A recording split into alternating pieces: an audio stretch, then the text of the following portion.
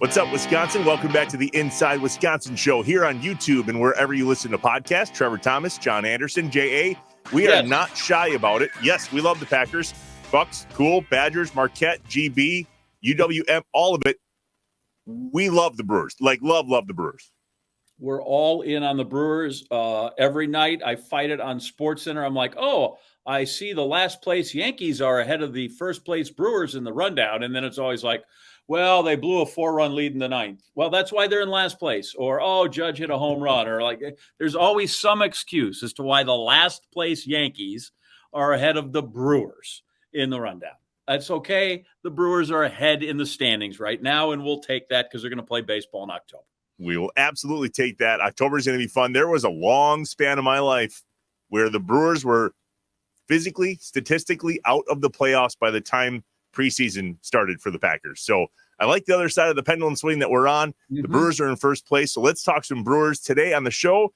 Vinny Rottino. How many times has a Wisconsin-born baseball player become a Brewer? John, is it like 8 or 9, right? We've done this with Owen Miller, obviously Craig Counsell. There's Vinny. There's 12 total. Got it. Well, one of the 12. Craig Counsell, by the way, not one of them. Why? He was born in South Bend, Indiana. Oh, he grew up here. I didn't know that. But that's okay. We're good. There's 12. And listen, I get the spirit of what you're saying. I should not rain on your parade. That's all right. I was wrong. It happens. We're here for the home team, and we're here for the home state. I'm literally wrong once an episode, and you catch it every single time. Let's talk to Vinny Rottino. That'll be good. Vinny Rottino on the Inside Wisconsin show. Let's go. The Inside Wisconsin show is brought to you by American Family Insurance, Aaron's Company, Blaine's Farm and Fleet, Capital Credit Union, Festival Foods, Quick Trip, Miller Lite, North Star Mohican Casino Resort, Provea Health, and the University of Wisconsin-Platteville. Hey, remember to subscribe on YouTube. Leave a review. Smash the like button. Just get with us. Johnny's on a short list of Wisconsinites that ended up playing for the Brewers. Vinny Rottino, former Milwaukee Brewer, now Brewer broadcaster. What's up, Vinny? Thanks for coming on the Inside Wisconsin show, man. Yeah, for sure. How you guys doing? This is an honor to be on the show. This is one of the coolest podcasts out there, one of the coolest shows out there. So it's a pleasure and an honor to be here. Listen, I'm going to try to be friendly and welcoming, even though you have the two jobs I'd always like to have as a kid. I would love to have been a Brewer, and I would love to have been a Brewer broadcaster. So here I am in Connecticut nonetheless. I have kind of like a stock question that I ask Olympians when they win the gold medal, what it's like to hear the national anthem. And with ball players who have been big leaguers, I same kind of thing. Tell me what it's like your first day in the show. Oh, man. So that was it was a crazy day just because of the fact that I was a Brewer fan growing up. I was born and raised in Racine, Wisconsin. I was kind of an underdog story the whole way through. I was a non-drafted player. I went to UW lacrosse for college. I ended up becoming an All-American there my senior year. Was told I was going to get drafted. Didn't get drafted. I ended up going to pharmacy school for a semester at University of Wisconsin-Madison. I quit that, and then I grinded my way. I signed out of a tryout, and I begged the scout to sign me. And so I kind of grinded my way all the way through.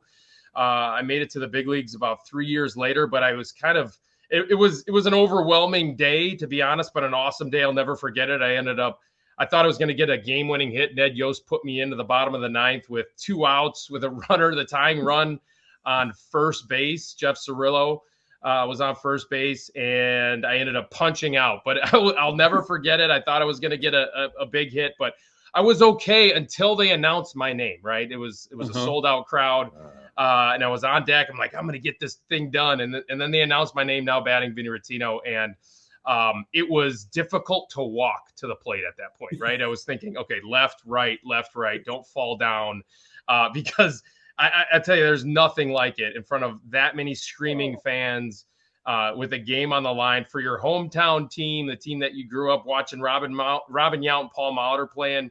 It was an overwhelming moment, but I'll never forget it. And it was an awesome moment. I ended up punching out. But who'd you Joe face? Borowski? Huh? Joe Borowski? Is that's who got you? Joe Borowski. It was a slider. It was about an inch outside. So I think with the robo umps that are coming, which I don't like, by the way, I think I would have been, maybe my whole life would have changed with robo umps. It was about an inch outside. Yeah.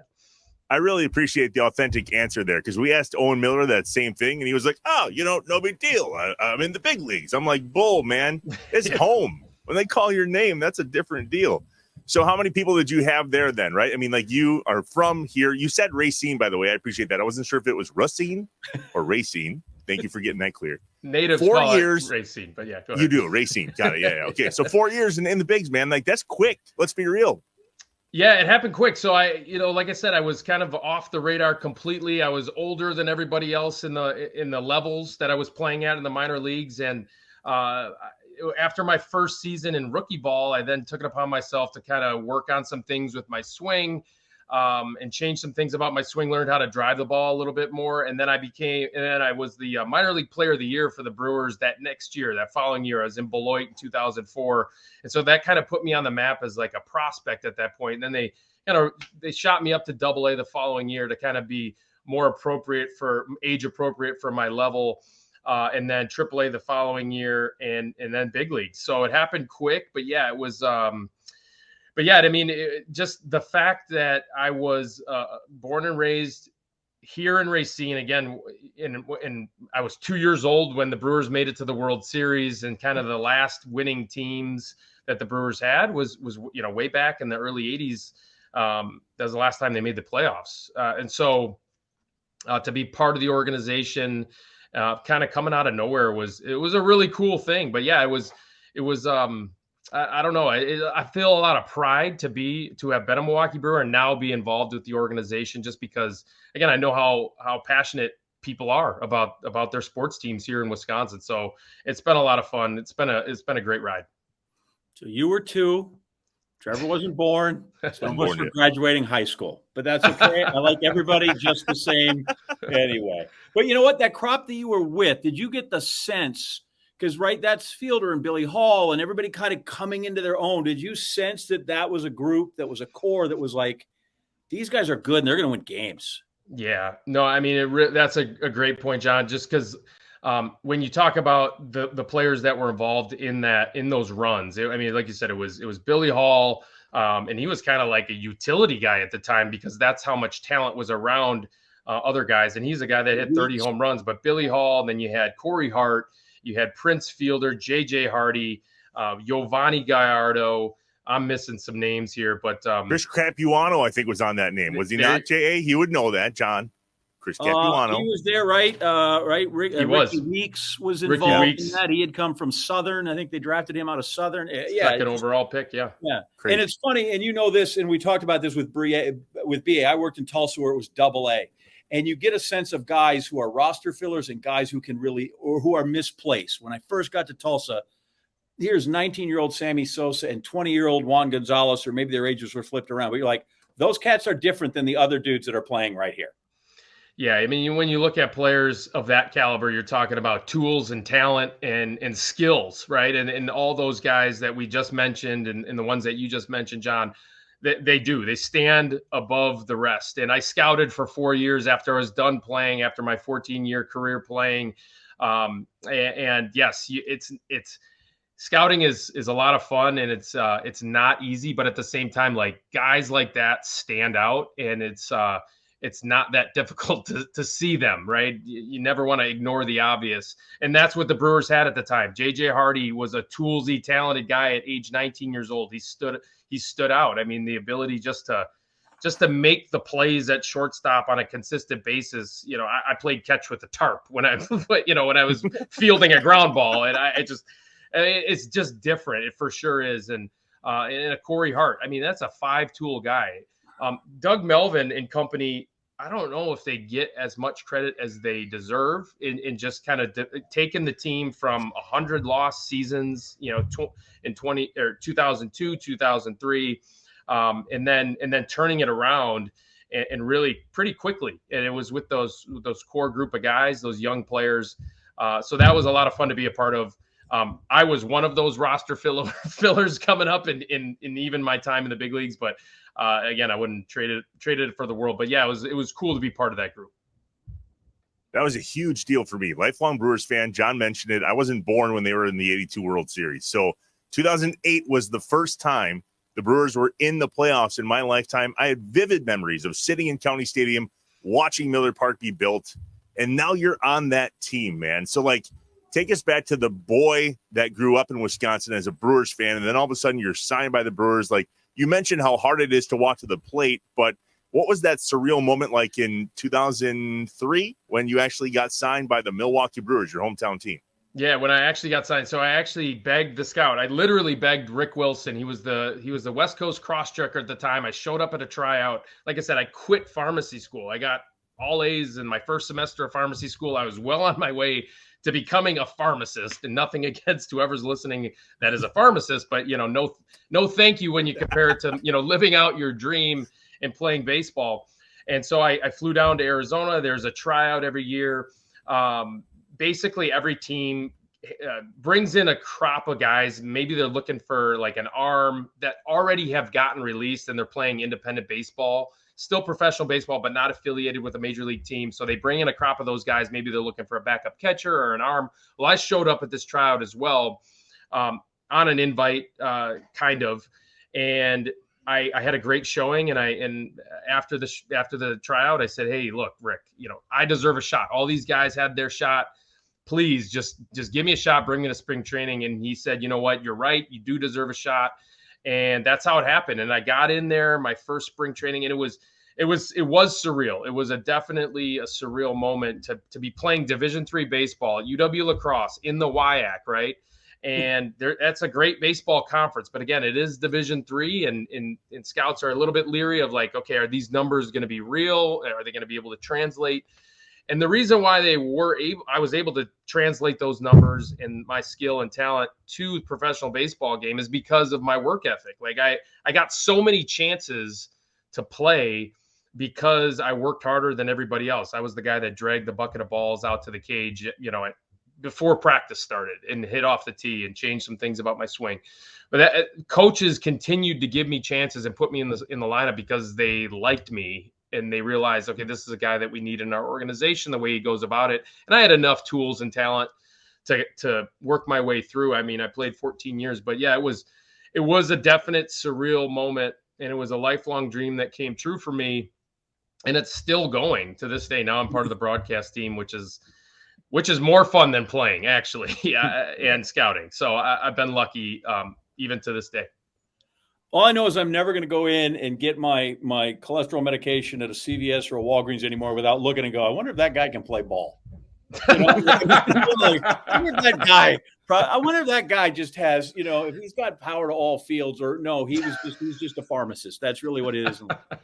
Working harder than everybody else and trying it. Like, just how much ball did you play as a kid, as someone who has now raised a kid that's in college, and I had to kind of chase him out the door, and baseball to him was a piano lesson. Oh, here's what time it is. And we like, how much ball did you play with a kid, and with whom? Like, who were your guys? Yeah, no. So it's a great question, John. It was my dad. I dragged my dad out to the backyard every single time I wanted to take batting practice. I would ask him, "Hey, Dad, can you throw me back?" And he would never say no. He would, even if he was in the middle of doing something, he would stop what he was doing and take me out to the backyard. Or we had a little warehouse in our backyard in the first house I grew up on, and we had a little box. He drew a box with some old drywall, and some chalk type stuff, and he would throw me BP, and I pretended like I was the lineup for the Milwaukee Brewers, right? So leading off, Paul Molitor, batting second, Jim Gantner, base hit the other way type of thing. So that was my childhood growing up, and the other part of it was there was. The parks were filled with kids, right? So we took the neighborhood kids and we played sandlot baseball. So yeah, I mean, that's how I developed a love for the game. But and I played Legion baseball as well. Mm-hmm. Nowadays it is travel ball, but I work for Prep Baseball Report as well. So I'm the scouting director for PBR, Prep Baseball Report, and they do a phenomenal job of what the landscape is for kids now. Right. So the parks are empty, and it is harder to play Legion baseball and get competitive games in under your belt. So now it is travel ball, but at the same time, that is the best option, I think, for kids. Right. So, and that's what we're getting our girls into now. I have 3 little girls, ages 6, 5, and 3. And my goodness, it's it's a little daunting to understand. Like, that's what you kind of have to put them in organized sports early, because there's really no other thing for them right now. So if you want them involved, you got to get them in there. So, but yeah, that was my thing growing up. My childhood is, I dragged my dad out there every day, and I loved it, every minute of it. And he hit me fly balls, ground balls, and we took a lot of batting practice. Sandlot baseball. Every single one of us can relate to that, where you got in a fight with your friends and you dusted it off and you left, and then the next day you were friends again. My kids are telling me that they get kicked off these online video games and they hate each other, and then they're friends the next day. I'm like, oh, I can relate to that. It's just in the back lot. All right, so one more quick before we get to a break here, and I'm sure we're going to talk more about this as we go on, but you begged to get a tryout. Who did you have to beg to get on the TV side of the thing now with the Brewers? I mean, how did that shake out? That totally fell into my lap, and it was all Brian Anderson, right? So BA, you guys know him. He's been on the show a few times. I mean, he is the absolute best in all of sports. Not only I think he's the best baseball broadcaster in the world, but he's right up there as far as best human beings. I mean, so after I was done playing, again, 14 years, a lot of AAA time, up and down to the big leagues. I played in Japan, I played in Korea, so it's in my blood. Love the game. So after that, I became a scout for the Texas Rangers. Loved scouting, absolutely loved it. A lot of my best friends to this day are part of that organization with the Texas Rangers. And so a colleague of mine in the Texas Rangers organization, a scout, was a guy named Mike Anderson. Well, that's Brian Anderson's brother. So so it was 2020, fast forward 2020. I have 3 little kids, 3 little girls at home. Traveling for scouting was absolutely, it was just too much for a young family for me. So I actually started looking for a new job. I ended up leaving. This was during COVID as well. So I kind of blindsided the Rangers a little bit, but at the same time, if you guys remember, the world was weird. Baseball was as weird as the world in terms of just, weird in terms of like, there was a lot of unknowns. You just didn't know if everyone was going to get fired, if like there's ever going to be baseball played again. It was just a weird time. So actually blindsided a little bit, got a sales job. Didn't love that. But I did it just to kind of be at home more. And then Mike Anderson, he said, hey, look, my brother thinks you'd be good at the pre and post game show. I was like, absolutely no shot. Like, I'm not comfortable on camera. No way am I going to be on TV. But I did it. I just went for it. I reached out to BA, and he kind of coached me up. I ended up getting my first year in 2021 on the pre and post game show. I did like 30 games. My first 10 games, you thought I was nervous in my first at bat as a major leaguer. I was way more nervous my first rep on the pre and post game show. When that red light goes on, it was a little bit like, I don't even want to go back and look at those shows because I know how terrible they were. But at the same time, you get more comfortable doing it. You learn how to do it. You learn how to think, really, what to say and how to think when the camera goes on. So that's how that all happened. I've gotten a lot better, I think, in the interim there. And then now I'm doing games in the booth, right? So I'm doing so Rock's not going on the road anymore, and so I've gone on half of the road trips. I've got one more to do, and so I've been really enjoying that and just kind of being giving my take on things during the game and in game. So that's how that all happened. It was all BA. I wouldn't really be on. I wouldn't have this role in the broadcast team. I know it for a fact without BA's help, and I wouldn't be any good at it either without BA's help. So BA's the man. That's all there is to it. So let me just chime in real quick about, I make jokes about my age. That's one good thing about being 58 is all the things you talk about when you start and you're like, God, I hope no one sees that. All my stuff you can't find. And if you do, it's on like 3/4-inch tape that can't be played back. So at least I'm safe, right? Like all the learning things are gone. Or cannot be accessed. So at some point, I think, well, actually, you know what? Being 58 is not a killer when it comes to those kind of things for sure. Because it is. It's just, it's terrible. It's just the most uncomfortable feeling. You're used to talking to people. And here you're just talking to like a camera that, and at the time, the guy behind it's on his phone, right? He's just doing this. It can be really disconcerting. So I'd like to listen, I'd like to face Borowski too and just see how disconcerting that is. But at least I know what one of those feels like. Yeah.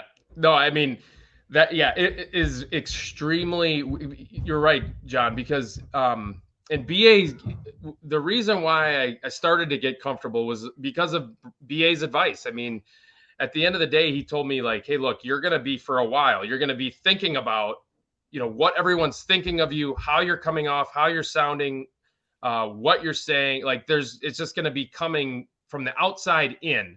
And then he said, eventually what you'll do is you'll just start having a conversation and all that stuff will be quieted and you're going to start thinking from the inside out. And so I didn't believe him, to be honest, up until maybe I don't know, maybe a year ago, I started to get comfortable, and it just takes reps. But at the, but at the same time, it is very uncomfortable and very scary at first.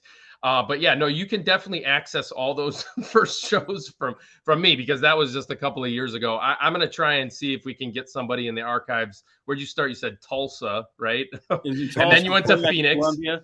The other thing you'll find, Trev, and this is, again, I poke fun at you because you have no hair.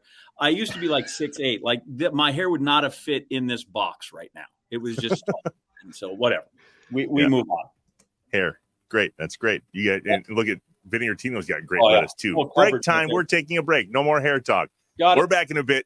Vinny Rottino, former Brewer, now Brewer broadcaster on the Inside Wisconsin Show. The Inside Wisconsin Show is brought to you by American Family Insurance, Aaron's Company, Blaine's Farm and Fleet, Capital Credit Union, Festival Foods, Quick Trip, Miller Lite, North Star Mohican Casino Resort, Provea Health, and the University of Wisconsin-Platteville. Hey, remember to subscribe on YouTube. Leave a review. Smash the like button. Just get with us. J.A., did you ever take a Brewers bus? As an adult, did you ever get on one of those Brewer buses, like from a bar, and go down to a Brewer game and then come back? You fill up the cooler, Miller Lite. Have you ever done one of those? Well, considering I haven't actually, as an adult, really lived there very long, I thought maybe you came back from college. No, okay, but I'm aware. And every once in a while, you'll see that just in my little town. Here's some yard signs, right? You're like, oh, who are they supporting in the campaign? It's like, no, get on the Yankee bus or the Boston bus. Okay, $48 round trip, ticket included. Some of my favorite summertime memories are hopping when I was younger. Haven't done one in quite so many years, but you get on these buses and man, it is a party. The coolers are filled with Miller Lite. You have a blast on the way down. You go to the game. You're tailgating. Amazing time. And it is the quietest bus ride home, no matter a win or a loss. It is just super no stamina. Quiet. Everybody's a little tired, maybe a little full. Responsible for sure. Yeah, that's why we're on the bus, right? That's why you take a bus and do those fun things. Yep. But yeah, I just some of my favorite memories. Literally getting on a bus from a bar up here called The Bar, ironically, and then it's just you can literally hear a pin drop on the way home. Nobody's playing cards, nobody's youping it up. It's a night game. It's probably 11:30, and we probably had to work the next day. But anyway, some of my favorite summertime memories. Mostly enjoy Miller Lite. Make unforgettable summer memories with Miller Lite. Get Miller Lite delivered right to your door. Visit MillerLite.com/InsideWisconsin. Or you can find it pretty much anywhere that sells beer. Celebrate responsibly. Miller Brewing Company, Milwaukee, Wisconsin, 96 calories and 3.2 carbs per 12 ounces. When in doubt, take the bus. Yeah. And just an update, the liquor store I've been going to still has Miller Lite. It's like it's there every time. It's amazing. It's one of these times I hope you walk in and just go to the package that you usually do and it's out. And then go, what now? What do I got to do? And you're going to turn right. No, look, it comes in 87. I'm going to get it home delivered then. Yeah, you are. We're back, the Inside Wisconsin Show. Time for another top 5 list presented by Wisconsin's leaders in STEM. The University of Wisconsin-Platteville. UW-Platteville's Environmental Science and Conservation Program prepares graduates to lead innovation in sustainability and agriculture and conserve environmental resources right here in Wisconsin. Find out more at uwplatt.edu. Sustainability. That's the word that I struggled to say. Yeah. All right. Top 5 list time. J.A. I love it when the ball is in your court. I have no idea what we're doing. And it's all you. And I'm probably going to look like an idiot, but I'm used to it. Here we go. Well, yeah, because we're going to come to you for the answers. Yeah, great. This always goes great. And this is in the midst of all conference realignment that has now brought the Big Ten to 18 teams. What a mess. right? With the addition of the 4 Pac-12 schools, So it's very simple. So, it was it's been the Big Ten, Big Ten, Big Ten. We had Penn State, and they just made a little logo adjustment, right?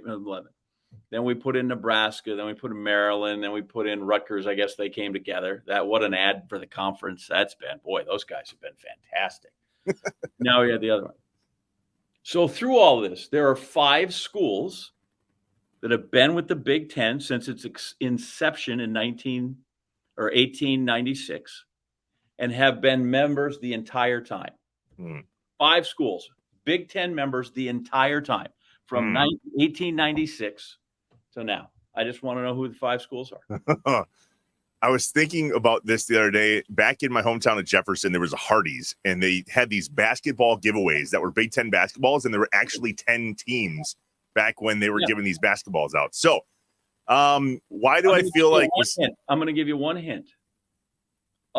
Inaugural member Chicago is no longer one of the. They are not one of the answers. The University of Chicago is not one of the answers. Wait a minute. They're still in the conference, right? No. These 5? Yeah. God. Yes. Oh, they're in. Yeah. Okay. 1896 to present. They have been there throughout. All right. Good. Uninterrupted. 5 schools. Why do I feel like Wisconsin is not on this list? Are they on the list? I'm going to guess Wisconsin. Wisconsin is indeed one of the schools that is one of the 5 that has been. Yes. All right. That's good. I would have gone this line of top 5 if the Badgers had not been involved. Yes. Well, but I wouldn't put it past you either. I would not put it past you to quiz me like this and not have Wisconsin be in there. Good. I'm 1 for 1. All right. 2 for 1. Number 2. Yeah. Michigan. Wrong. Damn it. They were inaugural member, and then they left for a while from like 1907 to 1917, and then came back. Trickery. They had about a decade where they left, so they have not been continuous. Okay. Minnesota. Correct. Yes. Okay. 2 out of 3 ain't bad. That's 2. Yep. Let's go. Iowa. We're not looking 2 out of 3. We're looking for 5. Iowa. Iowa is obviously incorrect. They came in 1899. Oh, sorry. 3 years off. Jeez. The question is the question. I'm trying to keep it like as close to the Midwest, I think, as possible. So now I'm going to go Ohio State. Incorrect. Ohio State came in 1912. Michigan State? Michigan State came in 1950. Jeez. All we're looking Northwestern? All we're looking for is the 5 schools that have been in the Big Ten since its inception in 1896 until currently to be conference mates with USC, UCLA, Oregon, and Washington. Northwestern is correct. That is now 3. And you've named most about everybody else, but go ahead. So you have Wisconsin, Northwestern, and Minnesota. Okay. And I guessed Ohio State and Michigan State and Iowa. So then there are only 3 teams left in the original. So I'm going to go, and you said that Penn State came after. That was the 11th team. Penn State came in like 20-something, 2011. Yeah, I remember. No, they came in 1994-ish. 1990. Penn State, 1990. Anyway, they're not 1896. Purdue. Correct. Yes. Purdue. Now you're down to 1. Yeah, and there's only 2 teams left. You're down to Illinois and Indiana. Who you got? Yeah. I'm going to go Indiana. They're old.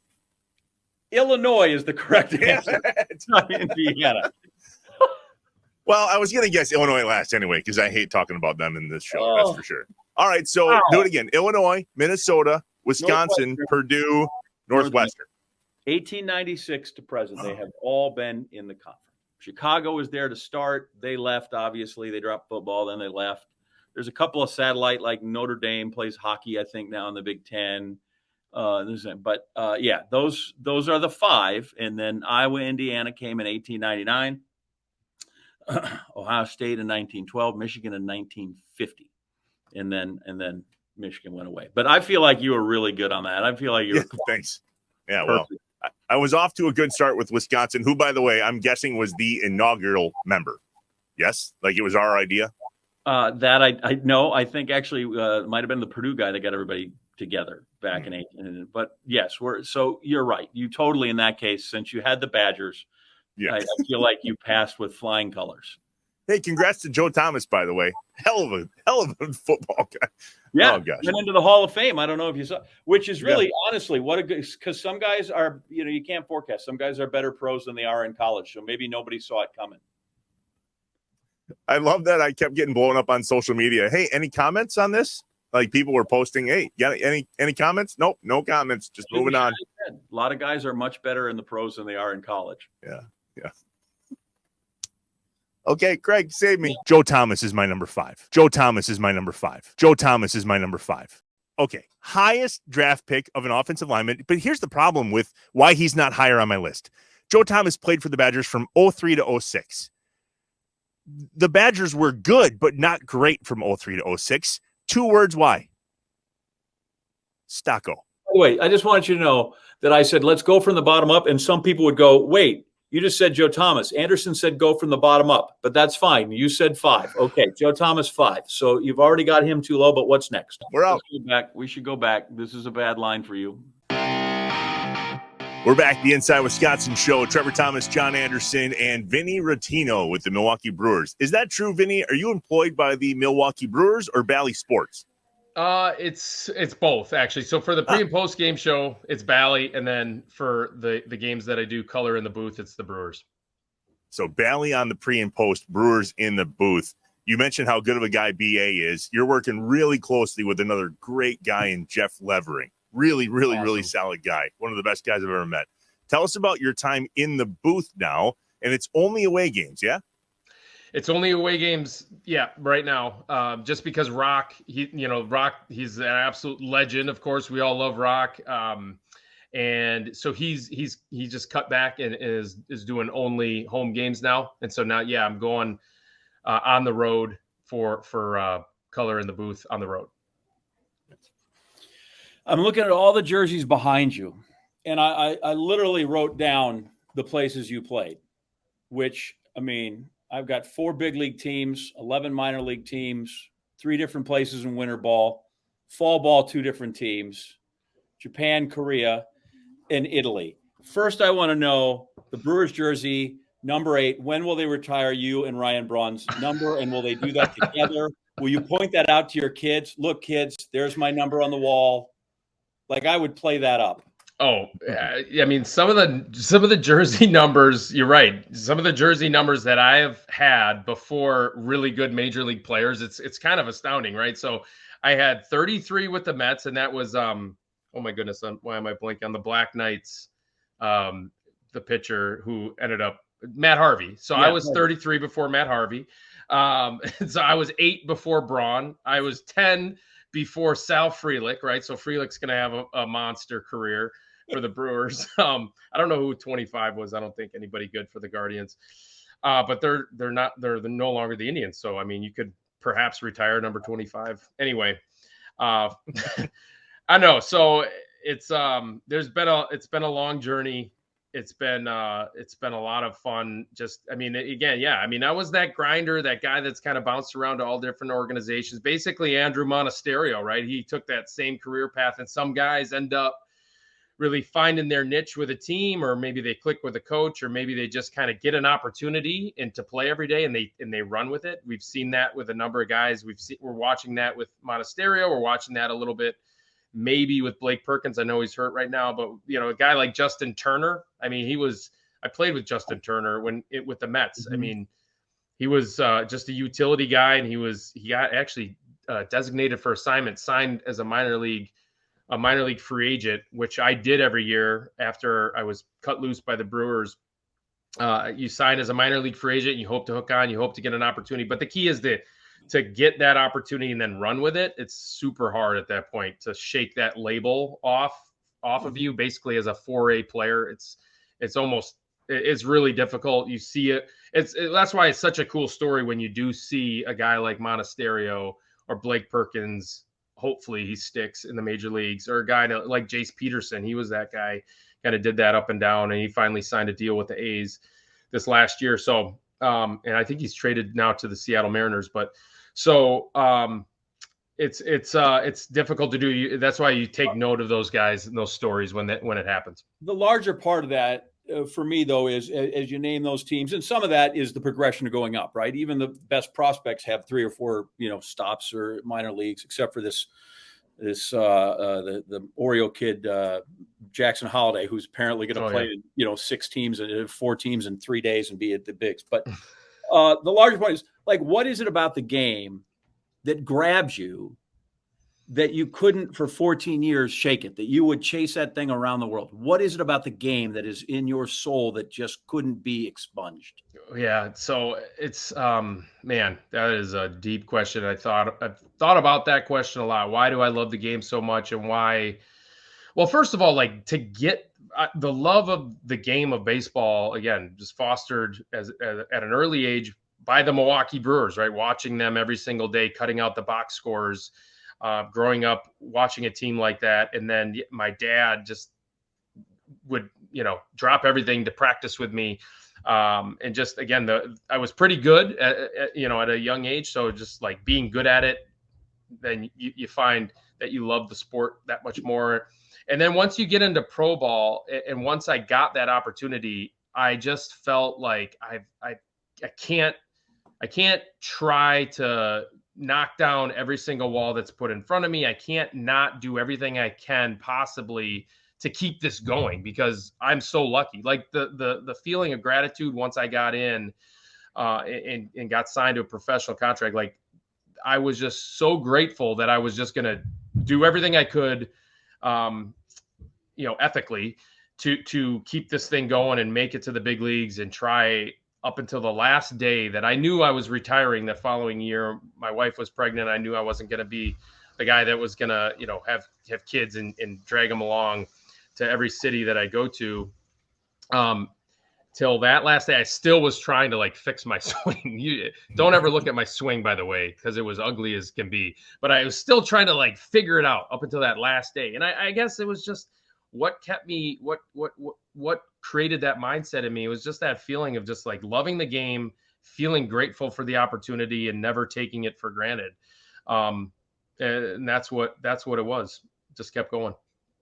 Do you have any specific memories of County Stadium, going to Brewer game when you were a kid? I mean, John and I talk all the time about how amazing it was to go there as a kid. County Stadium was just so different, right? Was there anything tied to your love of the game back to a moment or two where you were a Brewers fan at County Stadium?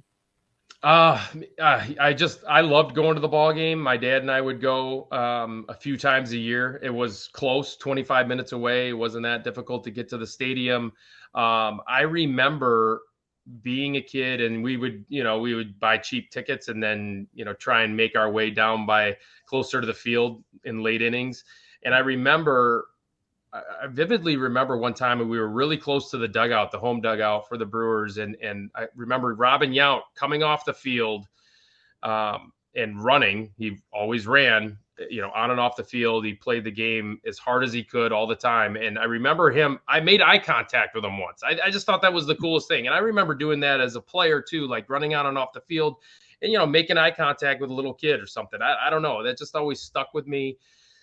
There is no possible way that he would ever remember something like that, but it was just cool to see, like, those guys are real. They're real people. And ultra talented, right? But they were still dudes and people that, I don't know, just like us. So I thought that was a really cool moment. The other thing I remember too was Bobby Thigpen was warming up in the bullpen. My dad and I were leaving the game early just to get home. And I remember my dad said, "Hey, ask him if he lives in a pig pen."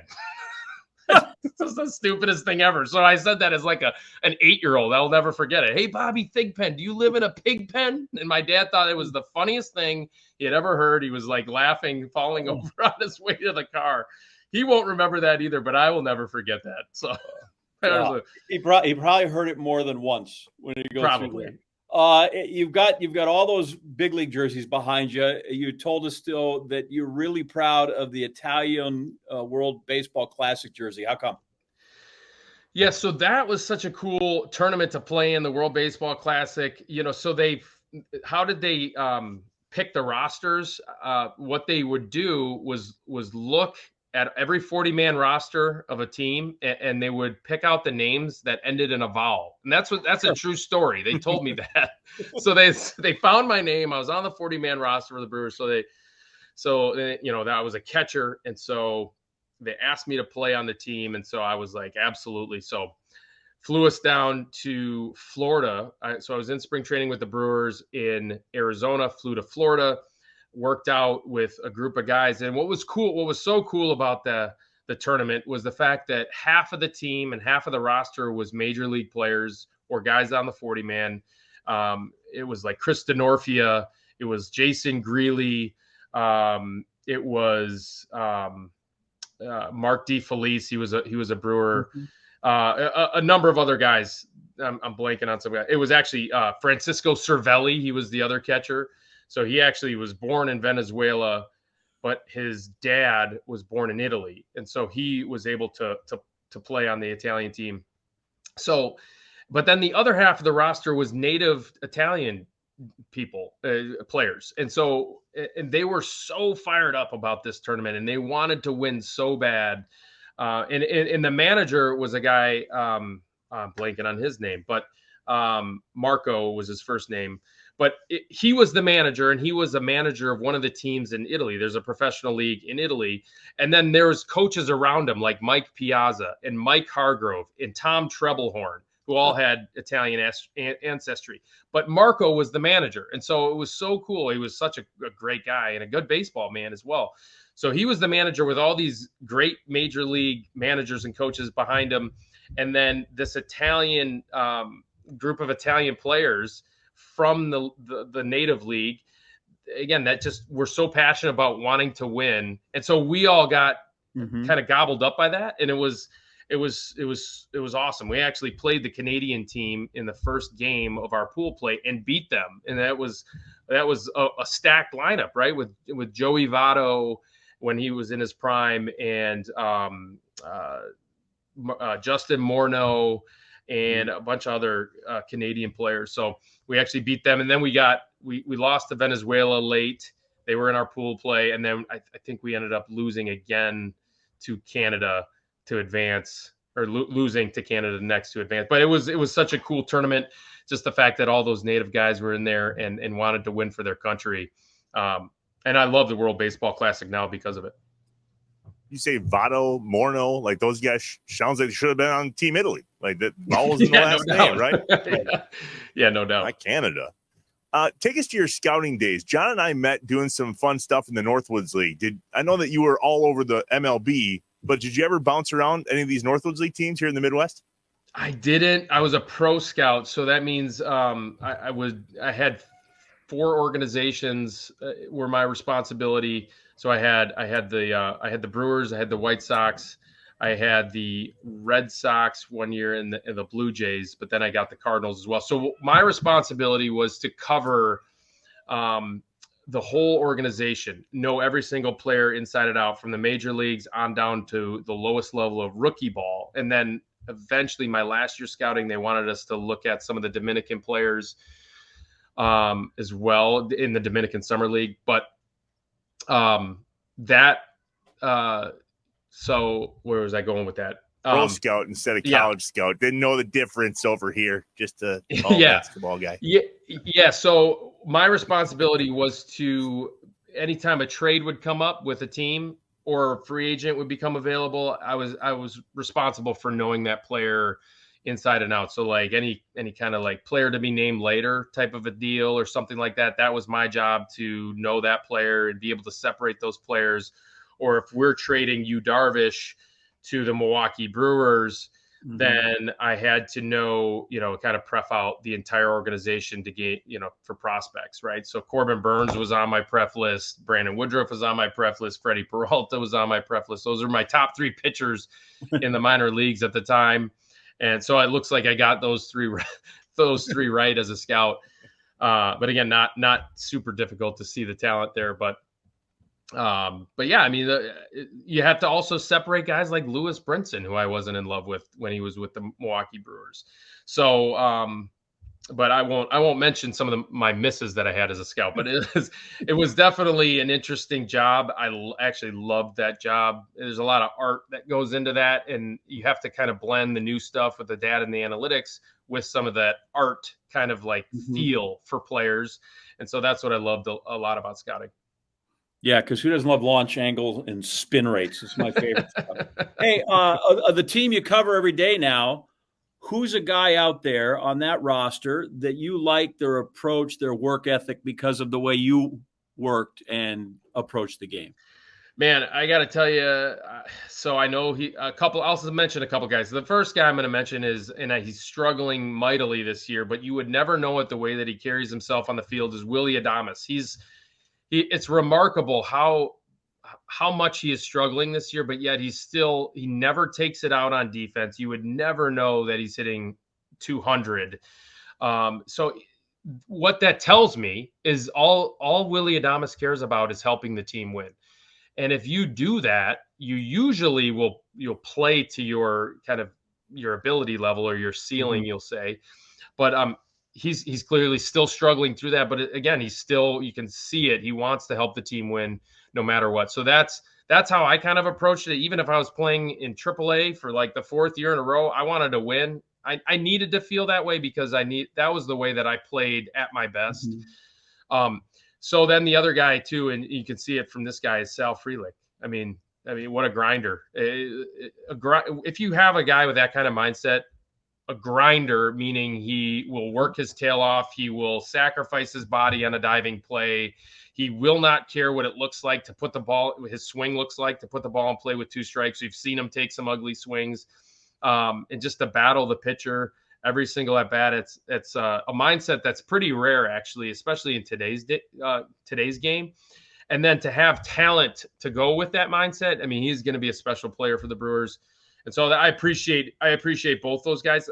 But there's a lot of guys on the team that have that kind of mindset and that kind of, kind of ability to grind. But I think Frelick is pretty rare because of how young he is with that mindset. But I like the makeup of the team in general because of the way that Craig Counsell, Matt Arnold and company kind of acquire those types of players to have that great culture. So you can appreciate that when you watch the Brewers. It's not like that everywhere. I mean, we just watched and not to disparage the White Sox, but man, they didn't look like that at all. And there's some other teams around the league who do not play up to their capabilities because of that. You can not disparage the White Sox, that's fine, but we disparage the Cubs and the Cardinals a lot on this show. Love it. A lot. Well, I'm in for that.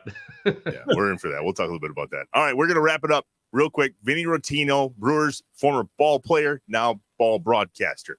The Inside Wisconsin Show, back in a bit. The Inside Wisconsin Show is brought to you by American Family Insurance, Aaron's Company, Blaine's Farm and Fleet, Capital Credit Union, Festival Foods, Quick Trip, Miller Lite, North Star Mohican Casino Resort, Provea Health, and the University of Wisconsin-Platteville. Hey, remember to subscribe on YouTube. Leave a review. Smash the like button. Just get with us. J.A., thanks in advance. I received 4 tickets to my phone for this weekend's preseason game there at Lambeau Field. Thank you very much for that. Yeah, you get to see the nation. Yeah. Well, and Jordan Love's first start at Lambeau Field. So I think that's just one of those cool things. We're taking the family. We got the Festi burgers and the Festi brats ready because the official tailgate and grocery headquarters of the Green Bay Packers, Festival Foods. We're going to tailgate. And it's different tailgating this time of year, even for a preseason game. I don't care, but that whole like winter tailgating scene is just different. It's just different. It's different this time of year. Have to try to eat a little smoky with your ski gloves on. Right, exactly. It's going to be fun. Weather looks great. Family night weather actually turned out really good at the Packers this year for the first time in forever. Usually it's a huge storm and they can't do the fireworks and all that, but it looks good for this preseason game. So thanks. Get to go and tailgate, stop at a festival to get all geared up. And a lot of people will do it with us. Whether it's this preseason game or throughout the rest of the season, they go to Festival Foods because Festival Foods is literally the official grocery and tailgate headquarters of the Green Bay Packers. We talk a lot of tailgate in JA. We're going to do it a lot. Are you a prediction guy? I don't know if I've asked you, or maybe in the upcoming like Packer preview episode that we plan to do, we'll do predictions then. But I thought Jordan looked good. Maybe that's my way of saying I thought Jordan looked good in the 2 series he played. We'll save that, eh? Yeah, he looked fine, but here's the thing: he's kind of in a no-win here in the preseason. If he looks great, they're going to go like, well, he played against the second-team defense. And if he looks great and he played against the first-team defense, they'll go, well, it's all very vanilla because they don't want to throw it away. And then if he throws it away and it's terrible, he's somehow supposed to be in Super Bowl form, and you can't go, well, listen, he was behind, third-team offensive lineman, and he was running for like there's. So I keep saying, hopefully there's a little patience, and we can get into it more. But I am all about Brother Love's Traveling Salvation Show. What? What's that? Brother Love's Traveling Salvation Show? It's a I have great no idea what that is. song. Oof. Brother Love's Traveling Salvation Show. Come on. Hot August night. Da, da, da. You don't know that song? Oh, no, but look it up. Hot August night. If you listen to it, you'd hear it. But it's great. Got it. I think I know it. Yep. We're just going to tailgate. Thanks to festival. You should play that, though. Then people will go, what's that? And you're like, that's the theme for the season. Brother Love's Traveling Salvation Show. Got it. I'll look it up. I got it. I'm going to look it up. We are back to wrap it up. The Inside Wisconsin show. Vinny Rottino, Trevor, John. All right, a couple for me, then the JA Lightning Round. Mm-hmm. We ask literally everybody involved with the Brewers that comes on this show. It means more, though, when you're from Wisconsin. Tell us about the first time you met Bob Uecker. Oh my goodness. That was in spring training, and then you hear the iconic voice over there. You're in the clubhouse, you hear the voice, and then all of a sudden you hear him saying lines from Major League. And you're like, oh my gosh, this is hilarious. And you just kind of like get a little bit closer to where he is talking anytime that he was in the clubhouse. And he's great because in spring training, he would come around the clubhouse a lot and make guys feel comfortable. Players like me, he would say hi to you and just make you feel like, you were a guy that kind of belonged. And so it was cool. It was really cool. Bob is an absolute legend. He's a great guy. And just to hear some of his lines from Major League, just absolutely awesome. That was probably the most authentic answer we got from Owen Miller. We asked him the same thing. It was in spring training. He was looking some way and he heard the voice over here and he was like, oh, I know that voice. That's exactly who I think it is. All right. UW Lacrosse Mount Rushmore. We got you. We got Brian Gutekunst. We got Billy Schrader. Like, who else is on there that we should definitely know and have on the program? Jerry Augustine is a graduate of UW Lacrosse. He's a major leaguer. Taylor Colway just made it to the major leagues. He was a guy that played for lacrosse, and he made it to the major leagues with the Padres just this year, made his debut. Who else?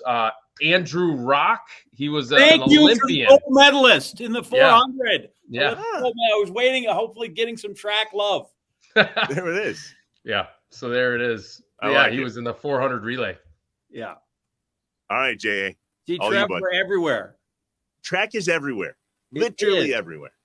All right, we're going to go through. These are always quick. You played in Korea. How's your bat flip? Oh, man, not good. I didn't learn the bat. I didn't hit that many homers, though. So maybe if I was over there a couple more years, I would have learned one. All right, what is the ideal speed for a BP pitch? Laid in there about 65. Yeah. Okay. True or false? Jim Gantner has played the most games of any Wisconsin-born Brewer.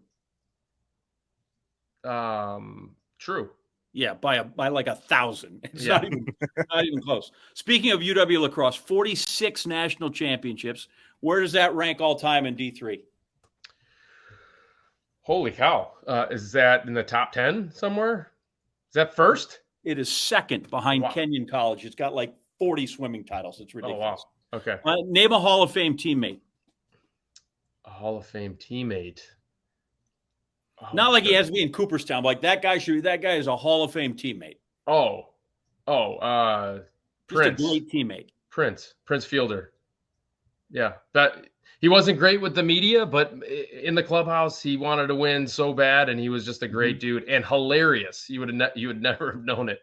Yeah. Okay, BA, Lane, Levering, Sophia. Who's most likely to pick up the dinner check? BA, but all four of those names would pick up a check. Okay, well, let's go to childhood. Where were you picked on the playground for kickball? First. First round draft pick, 1-1. Yeah. Nice. When you're on the desk, the question I get a lot, do you wear slacks with the coat and tie? Yes, I do. Good for you. Yep. More complete games, Jerry Augustine or Justin Verlander? Oh, it's good. It's got to be Verlander, but you're going to say Augie, aren't you? Augustine, 27-26. Wow. Oh, wow. It's amazing. That's what More there was career shutouts, Jerry Augustine or Max Scherzer? It's gotta be Scherzer, but you're gonna say Augie again. Augie 6, Scherzer 5. How about that? That's amazing. It is amazing. Is Racine a suburb of Milwaukee or Chicago? Jeez. We hate that. No, it's not. It's neither. All right. Last one, Mr. Racine. Where's the best place to get a Kringle? Oh, man. So O&H Bakery but Benson's is a very, very close second. It's a little niche bakery downtown Racine. It's phenomenal. It's flaky, but O&H is great as well. They're probably O&H though. All right, that's what we needed. Like, listen, I love the tavern of the game, but I think we should maybe we could sell the Kringle of the game too. Maybe That's not every game, but I think we could.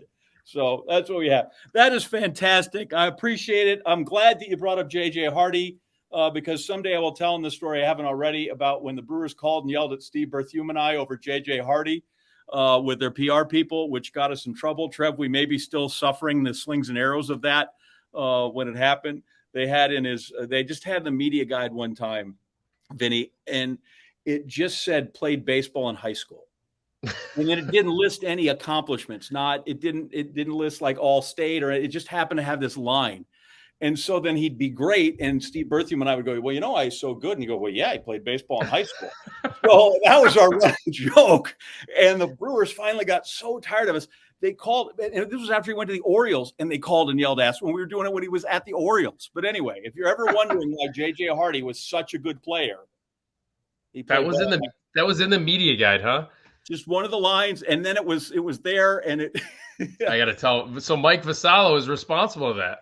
I think he might have been the guy that called and got mad because I think Greeny was long gone, but I think he was the one that got mad at Berthiaume and I. But it was in there like a couple of years, and it was fantastic. We loved it. Like, we weren't mad at anybody. It was just great. Of course, that's why he's good. He played baseball in high school, so phenomenal. Yeah, so not to be an all-state guy, just got to play. That's all it takes. That's it. Thanks, brother. Enjoy the games. Look forward to it. Hey, and hopefully we hear from you, somewhere pre-post radio. I don't know what the post-game thing is for the postseason, but hopefully there's more games after the 162. Yeah, for sure. Possible World Series run. Here we go. Let's go. Thanks for having me on, guys. Thanks, Benny.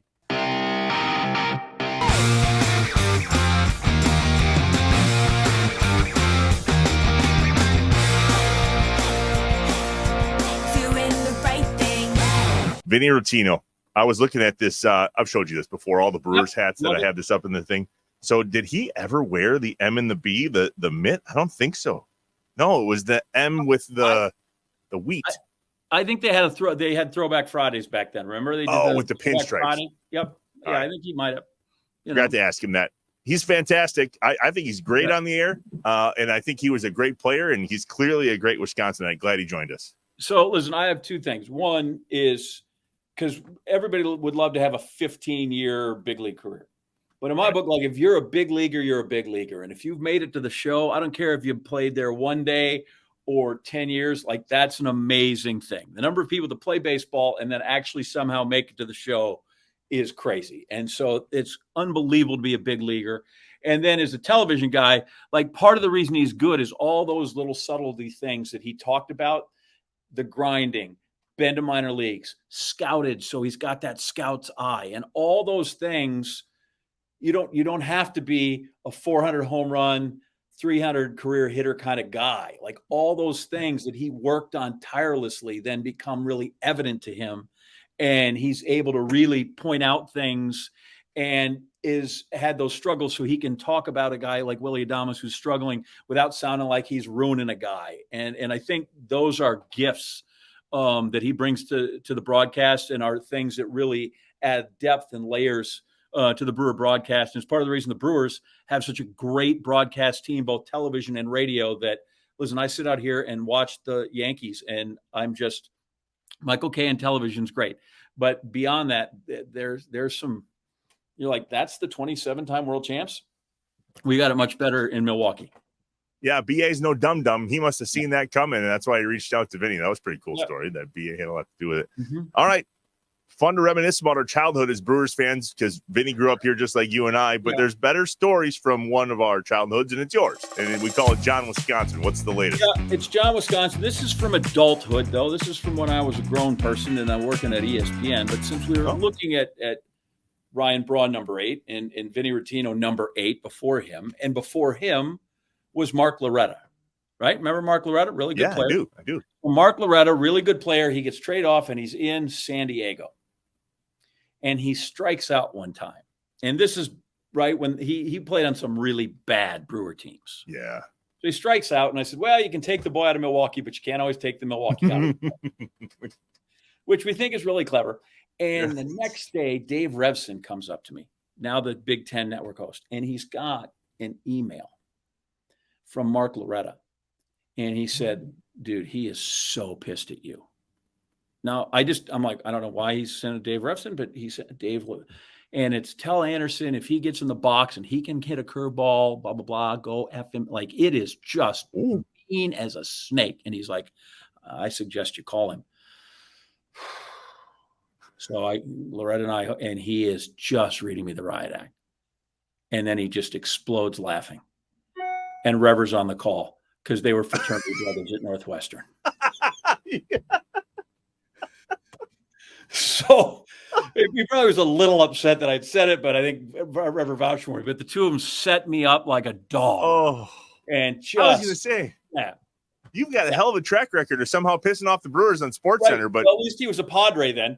But yeah, so then he and Rever, fraternity brothers at Northwestern. Oh my gosh. Yeah. So number 8 now is Loretta, and it's Vinny, who I feel like is the only guy I get along with, or number 8, and then Ryan Braun. So there it is. But believe me, like if that had been my number and it would be all-star, I would tell every kid, grandkid I had, like, look, there's my number. It's on the outfield wall. But yeah. So Mark Loretta just absolutely, and it was just, like I said, it was over the top, mean and filthy and just biting. And, so he actually got Loretta to send that email. It was a legit email, but it was all set up together. And Rever, great guy, and so which isn't the all-time best Rever story, but it is. So that's it. The only 8 you get along with. Would you like to hear I'm going to give you the really quick best all-time Rever story. Okay, go. He's got a couple of days off. He goes to Florida. He's going with a couple of his buddies. He's hanging out. There's a threesome. They go to play golf, and they're just about to tee off. And you know how the story goes. Could you just hold off? We're going to send you down a single to fill out that foursome.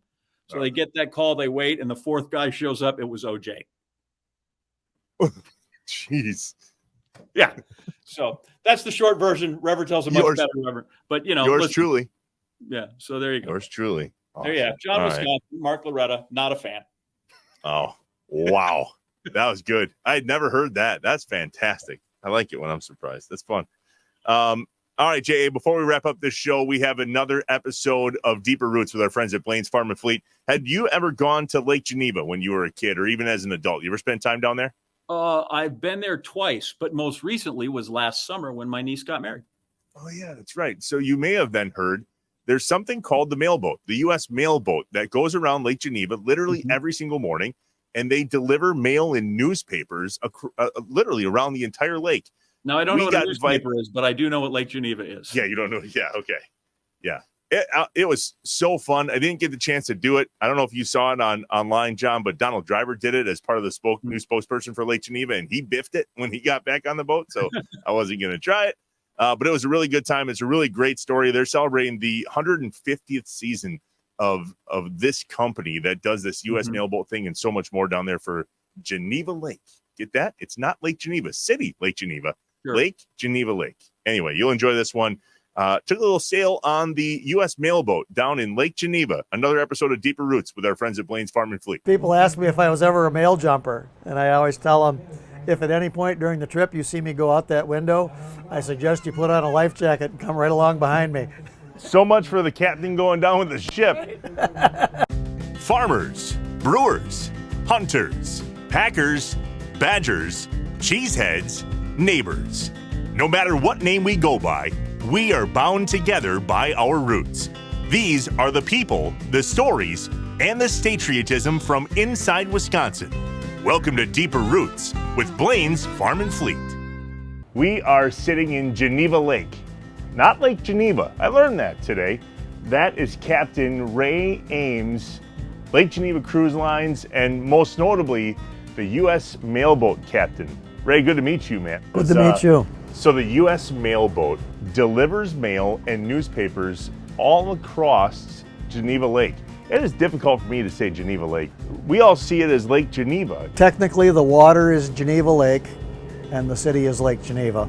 But in the early days, with there being also a Geneva, Illinois, there was some confusion with the mail delivery. You go way back, even before statehood, and also before zip codes. So how many years have you been coming home from being a captain on one of the boats here at Gage Marine? This is my 45th season. I say season, people say it's your summer job, but my summer job goes from sometime in March to sometime in November. I started out as the steam engineer on here back in the 70s. As a kid that grew up on a farm, I knew how to kick something to make it go. Your non-summer job was pretty amazing career too. Middle school band director here in Lake Geneva for 35 years. So you've been here a really long time, but I don't think you've been here 150 years. Right. So this is a big deal. It's the 150th year of Gage Marine. What do you know about the history? There's been boat tours on the lake continuously since 1873. The first thing that happened was Bill Gage Sr., father of our current owner, and his father bought the Matriarch as a project in the 1940s. This was before they ever owned the company. And then the company came up for sale, then called the Wisconsin Transportation Company. I believe 1948 was when the Gage family got the company. This company has gone through some evolution from the Wisconsin Steamboat Line or Lake Geneva Steamboat Line to the Wisconsin Transportation Company to the Gage Marine Corporation. I thought it was interesting earlier, you said that Gage Marine and really all of its employees don't sell a single thing that someone needs. Right. We sell the lake life, kind of in the philosophy of the company. We have to be realistic and say we don't sell anything that anybody needs. We sell stuff that people want. I hope that everybody that gets off the mailboat tells somebody else about it and that they want to come back. And it must work because we're full almost every day. Or what's kept you here for 45 years and counting? It's very much a family atmosphere. It's a great place to work. The people that come here are coming here to have fun, because every once in a while I have to pinch myself and say, geez, I'm getting paid to do this. Yeah. People pay good money to drive a big boat, a nice boat. You started this day at 6:30 and you finally got behind the helm. Started that process by playing God Bless America on the trumpet. I play almost every day. So far, every day I've worked this year, I've played. I tell people sometimes I don't know what I'm going to play till I get to about the third note. And I was going to be a professional trumpet player before I decided maybe being a band director was a little more reliable way to make a living. Secure living, health insurance. Things like, exactly, benefit package. We're going to have 4 jumps in a row, back to back.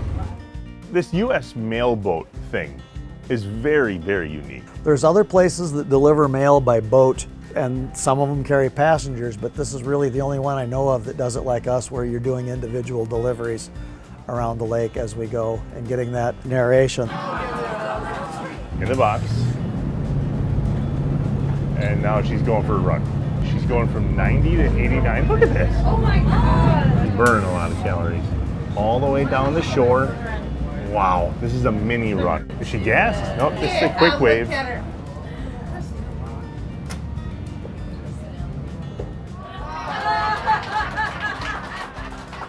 You ever wonder how many miles you put on? Like, do you have a tracker? Yeah? What is it? 5 or 6 miles. 5 or 6 miles. It's the paying passengers that really underwrite the cost of delivering the mail, because the people that get mail on the lake, there's no charge for that. We delivered a flat screen TV one time. I had two jumpers on that day. It was a place where I was able to kind of come up perpendicular on the pier and we opened up the door and they went out together with it onto the pier.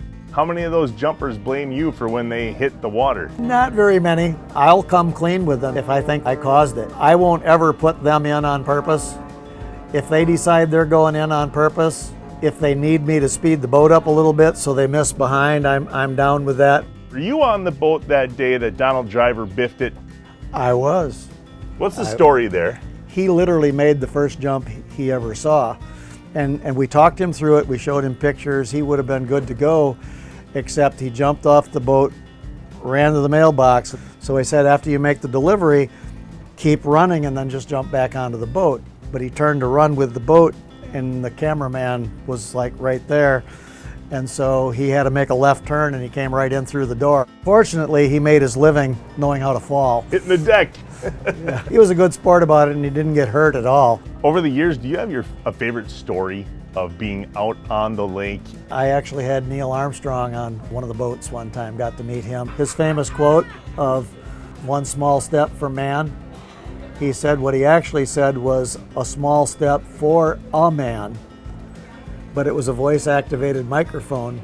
He paused just a moment and the was taken out.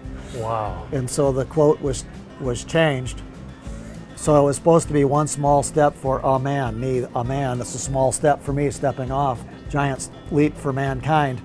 If I was him, would you not narrate that every time you were in a group of people and you took a step? That is one small step for me. I would use that forever. How does it not become mundane, right? I mean, over 45 years of working in this company and over 20 years now on the mailboat, right? 20 years on the mailboat, but a lot of those years I was only 1 or 2 days a week. And the thing about it not being mundane is that every day is different. I mean, every day, different people getting different mail, different things to deliver, different jumper jumping, different conditions on the lake. Doing the mail is kind of like a 2.5-hour adrenaline rush a little bit. How many more years are you gonna do this? Did I mention during the trip today about my walk around the lake, my annual? Yeah, once a year, right? Yep, I've decided I'll probably work 2 years past I can't walk around the lake anymore. 2 more years. Once I can't walk around the lake anymore, I'm giving myself 2 years, probably. I think another one of these boats has you captaining it here soon. So I'm gonna let you run. Thank you for giving us the tour, man. That was really a good time. I gotta be honest, I'm not upset at all that I didn't get the chance to jump. I know we could have been here early and tried that, but when I saw Donald Driver bite it, turns out I'm good. I'm good. I think your cameraman would have got out of your way. You ever seen Blue's Clues? Like, here's the mail, it never fails, it makes me want to wag my tail. When it comes, I want to yell, meow. What is it called? Helm, I guess. Behind the helm. But it's a steering wheel. It's a cool steering wheel. Thought about putting one in my car, but I've never gotten around to doing that. And I've got 5 or 6 of those around my house that my wife dearly loves. I'm being a little sarcastic there, but yeah, right. Keep collecting them, Ray. Keep bringing them home. Yeah. Jump. Man, holes. Oh, that's nice. Just leave it. Oh, man. Oh, boy. Does it annoy you when there's still a paper in their box from yesterday and you had to do that run? No. Come get the paper. I got one job. It's to deliver it. You have one job. It's to read it.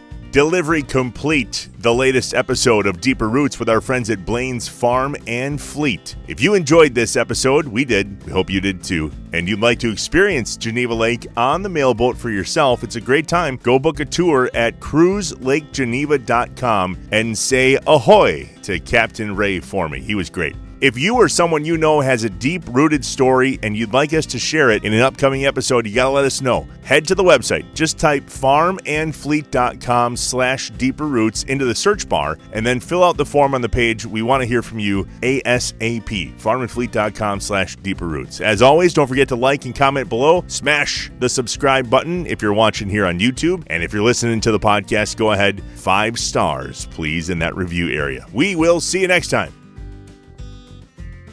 Talk to you later. Bye. Remember to subscribe on YouTube, leave a review, smash the like button, just get with us. The Inside Wisconsin Show is brought to you by American Family Insurance, Aaron's Company, Blaine's Farm and Fleet, Capital Credit Union, Festival Foods, Quick Trip, Miller Lite, North Star Mohican Casino Resort, Provea Health, and the University of Wisconsin-Platteville. Shut